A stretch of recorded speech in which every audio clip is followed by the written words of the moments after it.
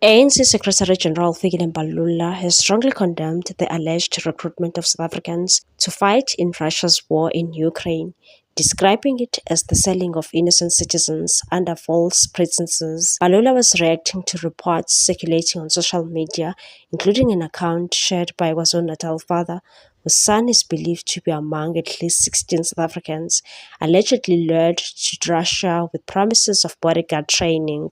Instead, the men are said to have been recruited into the Russian military. The matter drew national attention when Duduzile Zuma Sampudla, the daughter of the former President Jacob Zuma, was accused by her family of playing a role in recruiting the men under misleading circumstances.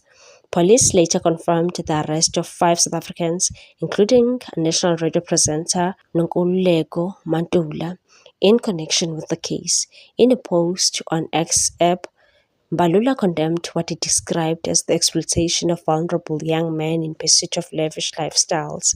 He said, "Why are innocent sons of our country being sold by daughters to fight foreign wars to fund lifestyles?"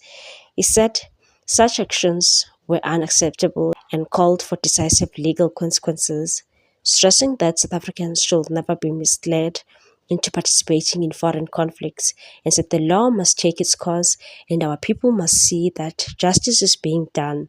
The families in KwaZulu-Natal deserve answers and justice.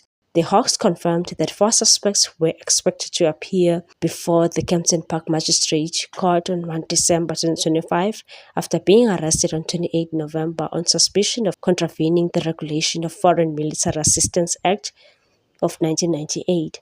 According to the Hawks, preliminary investigations revealed that a South African woman allegedly facilitated the recruitment and travel of individuals into the Russian Federation's military.